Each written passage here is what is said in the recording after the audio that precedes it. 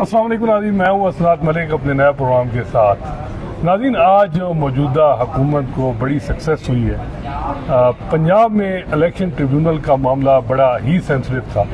जैसा कि पीटीआई का ये एक क्लेम है कि नून लीग ने सिर्फ 19 सीटें जीती हैं, उन्हें जितवा 80 से ज़्यादा दी गई हैं। फॉर्म 45 में हम सारे जीते हुए थे, हमारी सीटें ज़्यादा बनती हैं। 47 में जो है वो नून लीग के MNAs को जितवा दिया गया, जो कैंडिडेट थे उनको जितवा दिया गया। उस हवाले से जो पंजाब में ट्रिब्यूनल थे वो बड़े अहम थे। आज उस हवाले से जो इलेक्शन कमीशन की जो डिज़ायर थी और वो फुलफिल हो गई है। इलेक्शन कमीशन और chief justice Lahore high court Aliya Neelam, उनके दरमियान जो है वो कंसल्टेशन जो है वो सक्सेसफुल रही है और ये डिसाइड हुआ है कि पंजाब में जो इलेक्शन ट्रिब्यूनल हैं वो 4 होंगे और 4 में से 4 जो जिन पे इलेक्शन कमीशन को इतराज़ था वो मेंबर जो जज हैं वो उनको स्किप कर दिए गए। तो चीफ जस्टिस काजी फैसा की सरबराही में 5 रुकनी बेंच ने ये मामला आज टेकअप किया हुआ था।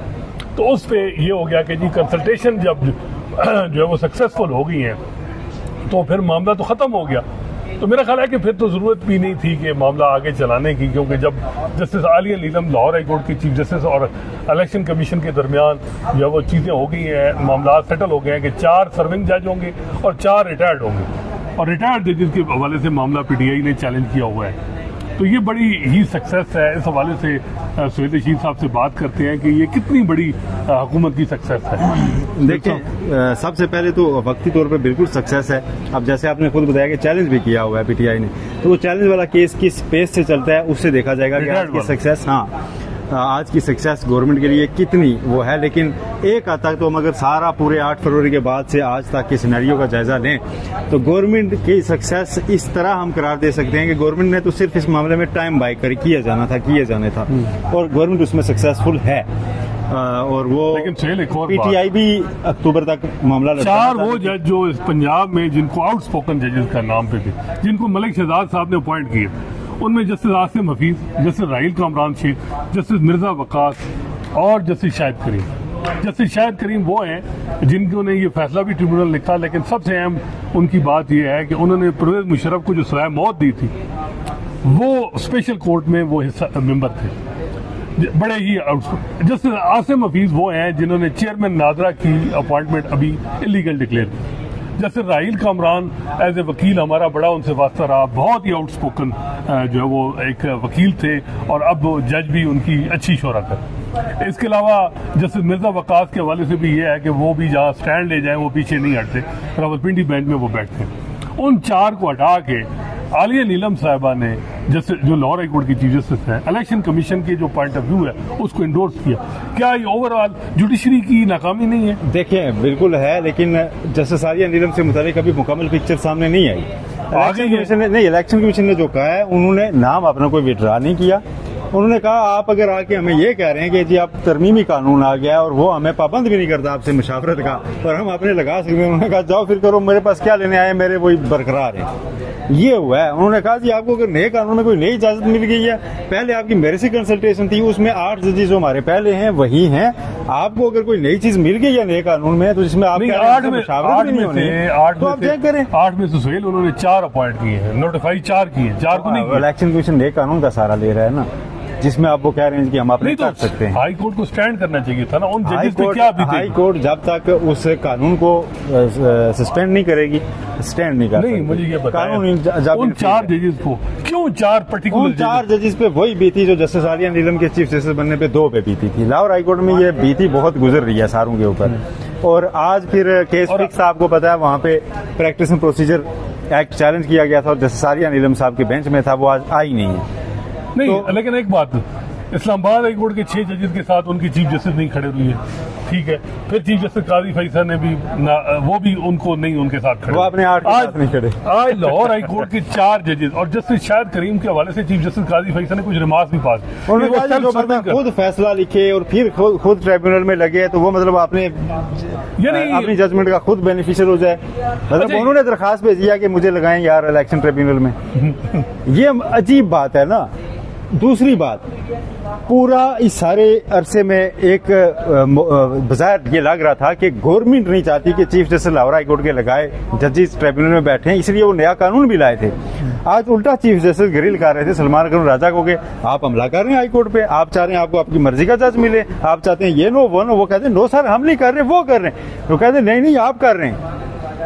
आज तो उन्होंने अमीर भट्टी साहब की भी तारीफ की। असल में जो मुझे लगा है, ये आप इस चीज से इत्तेफाक करते हैं कि जो भी उन्होंने कहा आपको अमीर भट्टी के जज चाहिए, उन्होंने कहा उन्होंने तो 2 ही लगाए थे, बाद के 6 तो मलिक साहब के हैं। लेकिन वो अच्छा एक बात आपने नोट की है कि जो जज है जिसने भी पीटीआई को रिलीफ दिया है, चाहे मेरिट भी दी, वो उस पे कंडक्ट पे सवालात सुप्रीम कोर्ट भी उसको जस्टिफाई नहीं करेगी, बल्कि उससे मजीद आज जैसे शायद सुप्रीम कोर्ट क्या आप चीफ जस्टिस काजी फायद सा कह रहे हैं, वो नहीं करते। वो जज जो है जो पीटीआई को रगड़ा देगा वो काजी साहब का फेवरेट है, जो दबाएगा जो उनको वो फेवरेट, जो भी मेरिट के मुताबिक भी रिलीफ देगा। सवाल को छोड़ें, मैं आज सुबह एक सवाल सोच रहा था कि आपसे पूछूंगा, चलें आपके प्रोग्राम में ही आपसे पूछूंगा। मुझे बताएं, आप इतने अरसे से सुप्रीम कोर्ट कवर कर रहे हैं, आज एग्जैक्टली जो तारीख है अगर हम देखें तो 24 सितंबर है, 1 माह 1 दिन रह गया।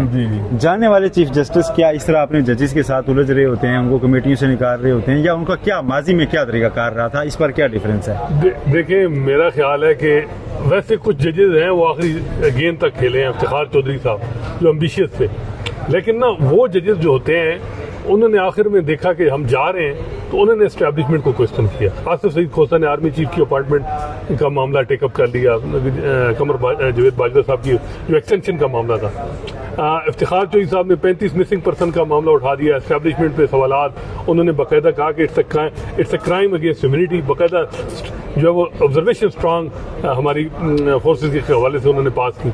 जस्टिस काजी फैसला जो कर रहे हैं वो तो बजाय ये लग रहा है कि अपनी सीवी को मजबूत कर रहे हैं, और वो ये बता रहे हैं वो ना जाने, वो ये बता रहे हैं कि मैं ये कर रहा हूँ, मेरे बगैर कोई नहीं कर सकता ये।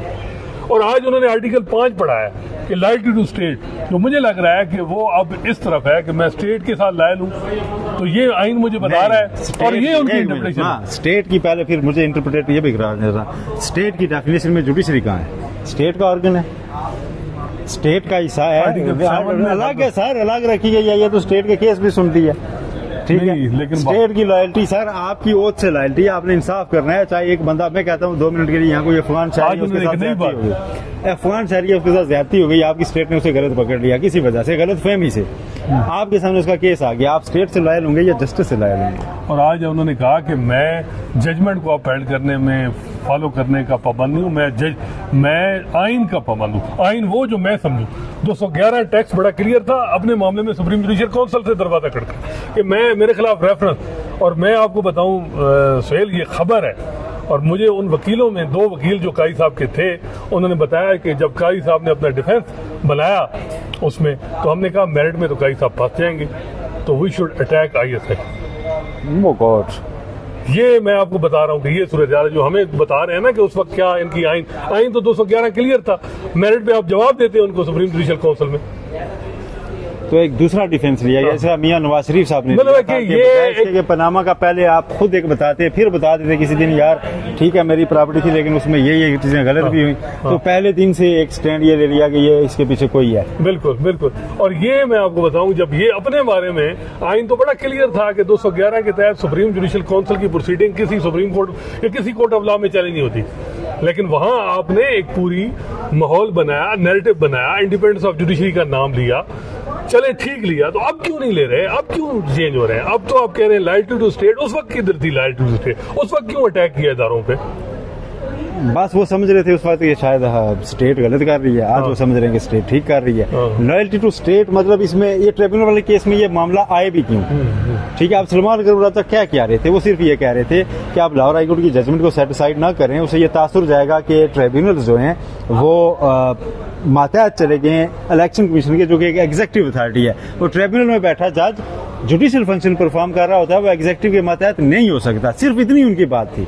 अच्छा, मैं आपको बताऊं, वो फिर बात खत्म हो जाएगी। ये मामला जब काजी साहब का केस चला ना, अच्छा, ये अपने डॉक्यूमेंट लेके किसके पास गया? आपको पता है किसके पास गया? जैसे मुनीब अख्तर के सुसर खालिद अनवर के पास। अच्छा, खालिद अनवर खबर है ये नहीं, खालिद अनवर साहब के पास। मैं आपको बता रहा हूँ कि कन्फर्म, मुझे मतलब है, मैं मतलब है उनमें से जो वकील थे, एंगेज थे मेरे से, उनसे रहा।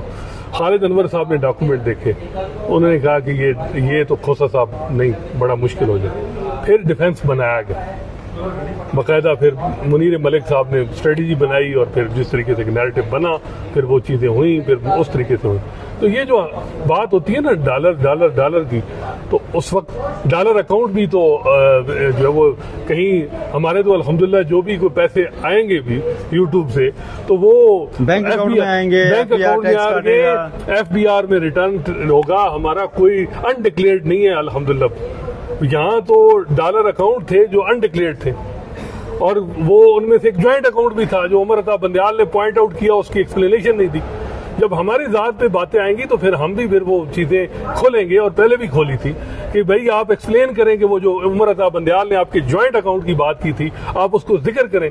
ज्वाइंट अकाउंट आपका जो था जिस पर वो कहते थे कि एक्सप्लेन करना चाहिए था आपको सुप्रीम जुडिशल काउंसिल में, आप क्यों नहीं किया, आप अब कर दें उस मामले पे। मैं वैसे डॉलर्स के मामले पर ना at the cost of repetition पहले भी हम ये बात कर चुके हैं, दोहरा दूं कि पाकिस्तान में अगर किसी ने यूट्यूब से डॉलर्स कमाने हैं तो सबसे ज्यादा जो कमा रहा है ना चैनल वो मुर्गियां दिखाता है डेली। उसने छत पे मुर्गियां पाली हुई हैं, अगर किसी को शक है तो गूगल करें, यूट्यूब के लिखें शहर में देहात चैनल, आपको पता चल जाएगा, अंदाजा लगा लेना दिन का वो कितना कमा रहा होगा। महीने के 1 करोड़ 2 करोड़ कहीं नहीं गए हुए।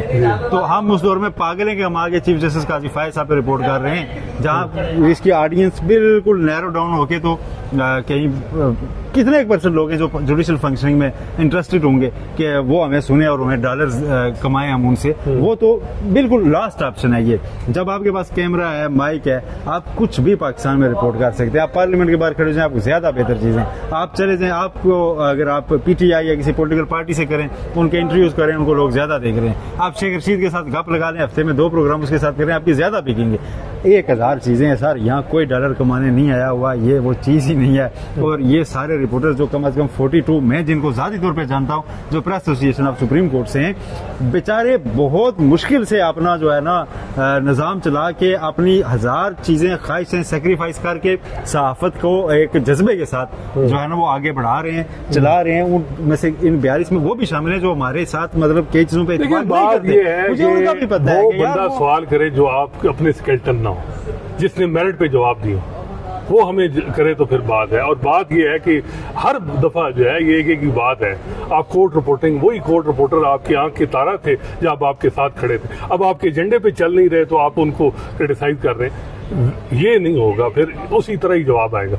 अच्छा अब ये बताएं कि ये जो ट्रिब्यूनल का मामला है ये अब उन्होंने 4 जज किए, पहले 2 जज अमीर भट्टी साहब ने अपॉइंट किए थे और 2 अब मजीद इन्होंने इलेक्शन कमीशन ने सिलेक्ट किए हैं 6 में से, और उनमें से जस्टिस अनवार हैं एक वायद जिनके हवाले से उनको सरगोदा और फैसलाबाद डिवीजन दी है जहाँ वैसे ही PTI जीती हुई है। अच्छा लाहौर के दिए सुल्तान तनवीर साहब को, जो डोगर साहब है मेरा ख्याल है वो उनको दिया है मुल्तान और गुजरावाला और ये जो साइड है ये दी गई है इकबाल साहब को। तो ये 4 जो है वो जुडिशल ट्रिब्यूनल के हैं और 185 के करीब ट्रिब्यूनल के पिटीशन है PTI की। आपको क्या लग रहा है कि क्या ये जल्दी फैसला हो जाएगा? नहीं जी नहीं, जल्दी फैसला कोई नहीं होना। आज भी चीफ जस्टिस साहब ने रिमार्क्स दिए कि कासिम सूरी का नाम लिए बगैर कि जी वो स्टे लेके बैठे रहे और फिर उन्होंने गैर इंतजाम किया, आप वो ग्राउंड हो गए हुए हैं और पता नहीं क्या किया। तो भाई आपके दौर में तो नहीं होना चाहिए था ना।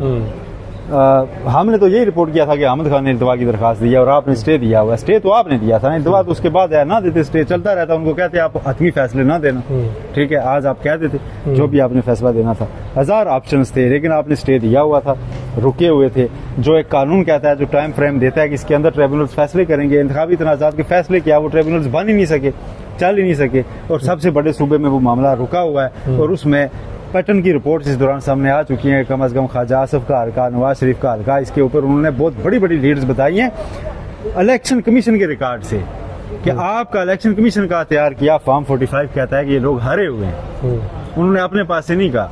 तो जब ऐसी चीजें मौजूद हैं, अब ये तो धांधली वो भी आली है भी नहीं कि खोल के मोहरें चेक करनी है, ये तो 2 फॉर्म देखने हैं इलेक्शन कमीशन के। भाई आपको RO ने ये भेजा कि ये बंदा जीता हुआ है, आपने ये जारी किया कि नहीं दूसरा जीता हुआ है, तो ये करेक्शन करनी है, सिर्फ करेक्शन करनी है कि आप 47 को 45 के मुताबिक कर दें। ये करेक्शन का इतना सा केस है, इसलिए गवर्नमेंट की बेचैनी थी, इसलिए कवानीन में तब्दीली हो रही है, इसीलिए आईनी तरमीम आ रही है, इसलिए सारा कुछ हो रहा है कि ये मामला रुक लेकिन जाए, ये ट्रिब्यूनल्स बहाल न हो जाए। सेल चले ये तो हो गया, लेकिन ये इंडिपेंडेंस ऑफ जुडिशरी का मामला नहीं था।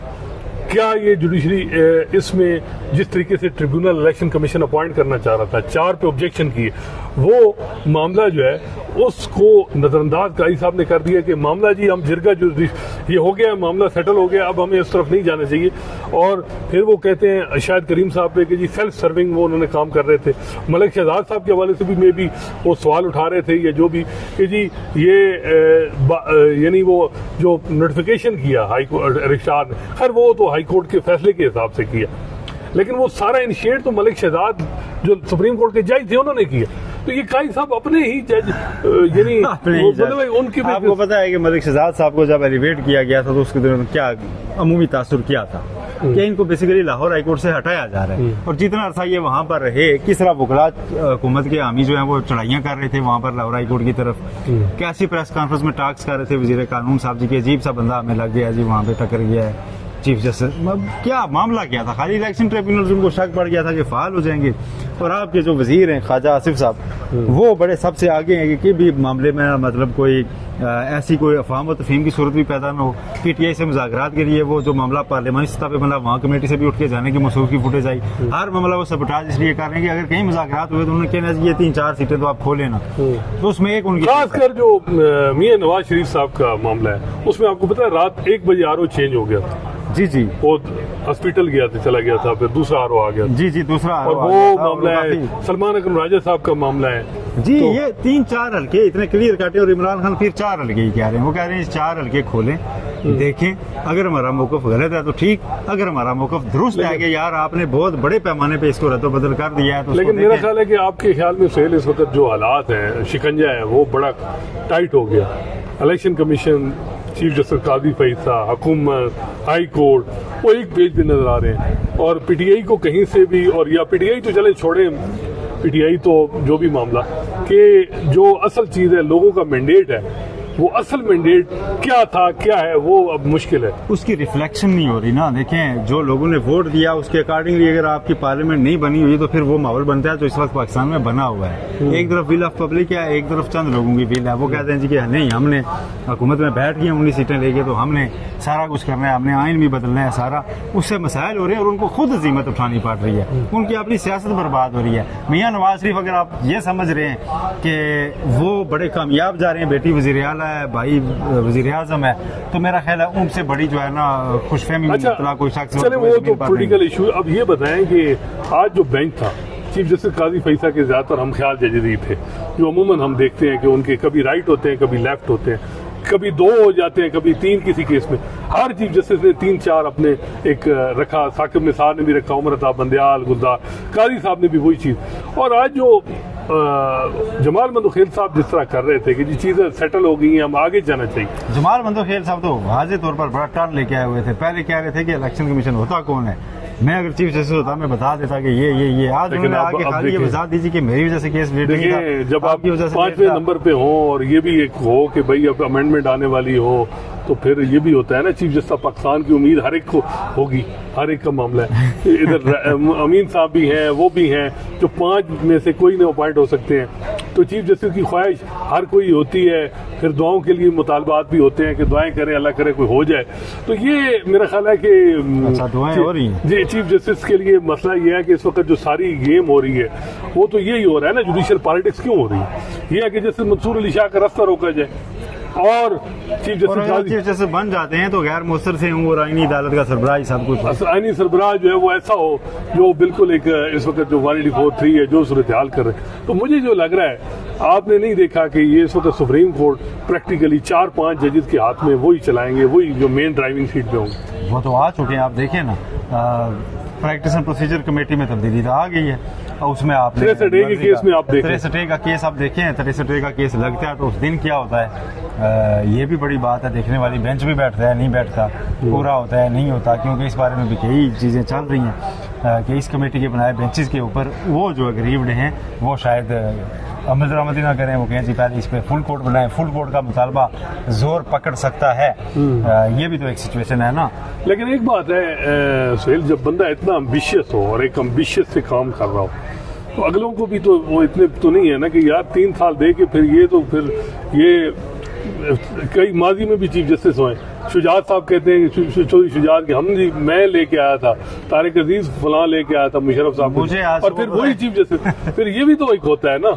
मुझे आज सुबह ये ख्याल आ रहा था कि जिस तरह से पिछले 1 साल से हुकूमत जो है ना नीड बेस्ड लेजिस्लेशन कर रही है, तो मखसूस नशीसों का तफसीली फैसला आने के बाद एक नया सादा कानून ना पास हो जाए कि जी अपील में हुए फैसले के खिलाफ भी अपील दायर हो सकेगी और उसे फुल कोर्ट सुनेगा, इंक्लूडिंग अडाक जजेस।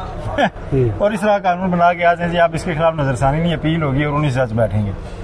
हुकूमत यही सारे अरबे कर रही है और इसको आप बिल्कुल खारिज इम्कान ना समझें। कुछ न कुछ ऐसा हो सकता है कि इससे भी निकलने का रास्ता ढूंढा जाए और कहा जाए कि रोज यहाँ से फिर कानून बदल के आगे। अच्छा, अब ये रहा है ना। अब आपको नजर नहीं आ रहा कि अब ज्यादा फोकस रिव्यू से ज्यादा 63A पे है ताकि डिफेक्शन हो और वोट काउंट हो सके और नंबर पूरे और कॉन्स्टिट्यूशन अमेंडमेंट हो। बिल्कुल, अब मामला उस तरफ चला गया और 63A वाला जो है ना वो मुमकिन तौर पर अगर लग गया तो स्टे हो जाएगा पहली समात पे और उसके बाद गवर्नमेंट आजाद होगी। रिव्यू में नहीं मतलब फैसला हो सकता है। हाँ, ये है कि वो कारी साहब कहेंगे टैक्स में कहाँ लिखा है, टैक्स में नहीं है। वैसे बात तो ठीक है ना, हम तो ये कह रहे हैं 63A में जो इंटरप्रिटेशन हुई थी वो अगर आइन में लिखा हो तो ठीक है, वो थोड़ा आगे चले गया, उसकी नीयत में वो नहीं है या उसका मकसद, लेकिन वो आइन के टैक्स में वो चीज नहीं थी। अब जो केस उठाना है, कारी साहब सितंबर पिछले साल से है, ये क्यों जब मौलाना फजल रहमान या 12 जुलाई आता है उसके बाद 63A का वो जिक्र करते हैं, पहले प्रपोज अपना बेंच देते हैं, उससे भी यू टर्न ले लेते हैं। वो बेंच प्रिजाइड कर रहे थे मंसूर अली शाह और साथ याही अफरीदी, उनको एक्सक्लूड करके खुद आ जाते हैं प्रिजाइड करने के लिए। जब मौलाना फजल रहमान इस कॉन्स्टिट्यूशन अमेंडमेंट को सपोर्ट नहीं करते तो अब बगैर ये लग रहा है कि प्लान ये है कि 63A ताकि किया जाए ताकि डिफेक्शन कुछ लोगों के डिफेक्टिंग लॉ मेकर जो हैं उनके वोट काउंट हो सके। तो सारा प्लान उसके लिए, सारा प्लान बाजार ऐसा ही लगता है। और 63A वाला मामला जो है ना, इसमें देखें अगर तो बेंच बैठ जाता है, आखिर तो अब जस्टिस मुनीब भी है, उनका बैठना जरूरी है, ठीक है। अगर वो रिक्यूज करते हैं फिर आखिर जज नहीं होगा तो फिर क्या होगा, बेंच रिकंस्टिट्यूट होगा या कुछ होगा, या उस पे ऑब्जेक्शन कर देंगे, वो कहेंगे जी कि नहीं मैं नहीं। लेकिन एक और बात है, इसमें बड़ी इंटरेस्टिंग सवाल बात है, आथर जज सुप्रीम कोर्ट रूल में लिखा है, सुप्रीम कोर्ट की जजमेंट है कि आथर जज का होना बड़ा जरूरी है।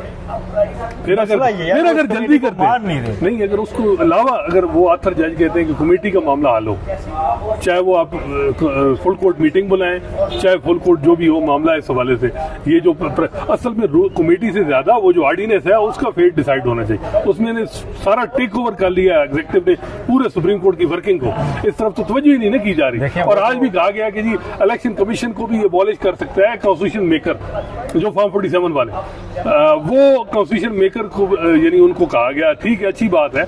और ये लोग कॉन्स्टिट्यूशन मेकर थे जिन्होंने कॉन्स्टिट्यूशन अमेंडमेंट की थी 2015-16 में, तो कारी साहब ने स्ट्राइक डाउन किया। हाँ, कल सलमान राजा साहब ने किसी जगह बात की कि अगर ये नंबर पूरे करके तरमीम कर देंगे, मौजूदा अरकान पार्लियामेंट तायात अरकान पार्लियामेंट होंगे, तो क्या ये तरमीम मानी जाएगी, मतलब इसको सेट असाइड नहीं किया जाएगा। तो इस तरह की तरमीम तो नहीं की जा सकती। आपकी पावर्स हैं तरमीम करने की, लेकिन उसमें कोई तरीकाकार होता है। जब मुझे याद है प्रैक्टिस एंड प्रोसीजर एक्ट में यही बातें अप्रीहेंशन मुनीब अख्तर साहब की थी कि मास्टर ऑफ रोस्टर आपने पार्लियामेंट को दे दिया अपना, तो कारी साहब ने कहा जी कि ये जो आप हमारे सामने है इससे इंडिपेंडेंस ऑफ जुडिशरी इफेक्ट नहीं होती, अगर कोई पार्लियामेंट करेगा तो हम उसको एग्जामिन करेंगे, हम उसी दिन उसको देखेंगे।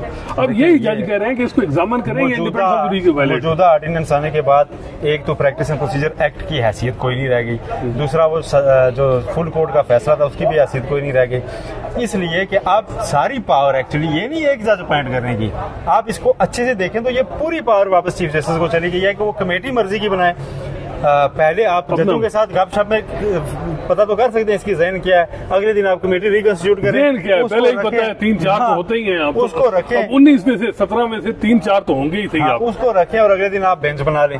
तो भाई पावर तो सारी आपके पास आ गई, जो आपसे एग्री नहीं करेगा उसको आप कमेटी से निकाल देंगे। तो मुनीब साहब से यही हुआ, जमहूरियत क्या है, मुनीब साहब से यही कहते थे कि जब आप कहते हैं कि इख्तियारात की तकसीम में तवाज़ुन होना चाहिए, बैलेंस होना चाहिए और अपनी पावर में रहना चाहिए, तो जब आप ये डोमेन उठा के दे रहे हैं पार्लियामेंट को या एग्जीक्यूटिव को कि वो आपका रोस्टर बना सके, उस पर असरअंदाज हो सके, तो फिर वो इंडिपेंडेंस कहाँ रह गई है। तो इस जवाब को इसका जवाब नहीं दिया गया था तब। नहीं, उसका जवाब ये था, मुझे याद है गाई साहब कहते थे कि कोई चीज हम समझेंगे कि इंडिपेंडेंस ऑफ जुडिशरी को वायलेट कर रही, हम उसी वक्त टेकअप। ये तो बजाय ये लग रहा है कि देखें जो ही ऑर्डिनेंस आता है कमेटी बन जाती है। ये जिस तरीके से चीजों को इस वक्त चलाया जा रहा है वो सबके सामने। जी जी, उस ऑर्डिनेंस का एहतराम करना था ना, करते हुए कहते जी हम रिकंस्टिट्यूट कर रहे हैं और जस्टिस मुनीब को आपने इस ऑर्डिनेंस के तहत अपना और हम एग्जामिन करेंगे कल इसको दोबारा इसकी लीगलिटी। आप हम देखिए ये हुकूमत ने सुप्रीम कोर्ट को टेक ओवर कर लिया। काई साहब थैंक्स टू इनको एक बहुत बड़ी ट्रॉफी और मेडल मिलना चाहिए। ये वो काम है मुझे लग रहा है जस्टिस मुनीब भी नहीं कर सके, इरशाद हसन खान भी नहीं कर सके, जो आप काजी फैसला ने पूरा एक ऑर्डिनेंस के जरिए सुप्रीम कोर्ट, कल वो सुप्रीम कोर्ट ऑर्डिनेंस के जरिए कहे कि ये फलां जज जो है इतने नंबर के इतने जज जो है ये फलां केस सुनेंगे। तो सर कोई केस दायर होने के बाद ऑर्डिनेंस आ सकता है, वो तो एक लम्हे में आ जाता है ना कि जी आपकी इस नेचर का जो केस होगा इसमें पहले नंबर वाला, 5वें वाला, 13वें वाला, 17वें वाला ही सुन सकेगा, तो आप उसका एहतराम शुरू कर देंगे। मैं तो हैरान हूं। एक वैसे इदारे एक वैसे क्या आप कह रहे थे कि अवार्ड और मेडल इससे बड़ा किया कि एक बंदा एक इदारे का सरबराह बने और उसका जब मुद्दत मुकम्मल होने वाली हो तो उस इदारे की बका खतरे में हो, यही अवार्ड है उनका, यही मेडल है उनका। क्या आप इस इदारे की बका साहब तो मैं तो हैरान हूँ। नवाज शरीफ साहब ने 42 साल की सियासत यही सीखी, आसिफ जरदारी साहब ने 15 साल जेल में ये सीखा। सर ये सियासतदान अगर कुछ सीखे होते तो किसी जगह पे ना होते, इन्होंने यही सीखा है कि मौका मिले तो ले लो। ये कोतलिया चांकिया के पैरोकार हैं सर, इन सारों के घरों में उसकी किताब ना पढ़िए, उसका मसाला ना करते हो। मैं मियां साहब के घर तो फोन डिक्शनरी पड़ी थी वो किसी एक लतीफा बना हुआ है। तो खैर वो बहुत शुक्रिया सुहेल साहब। नाज़रीन आपने सुना जो कुछ आज, मेरा ख्याल है कि ये जो केस है इलेक्शन ट्रिब्यूनल का, ये एक इलेक्शन के साथ जुड़ा है, दूसरा इंडिपेंडेंस ऑफ जुडिशरी के साथ जुड़ा हुआ। तो दोनों चीजों में मुझे तो लग रहा है कि नुकसान पब्लिक का होगा, पीटीआई या ये चीज नहीं। असल तो जो वोटर है जिसने वोट दिया है, ताकि वो रिफ्लेक्ट हो कि वो जो उसका वोट जहाँ गया है उसकी रिफ्लेक्शन पार्लियामेंट में हो। ऐसा ना हो कि वोट उसने एक्स को दिया है और वाई को फॉर्म 47 से आप पार्लियामेंट पहुंचा दें, तो फिर क्या होगा। इंशाल्लाह नए मौजूद के साथ आपकी खिदमत में हाजिर होंगे। अल्लाह हाफिज।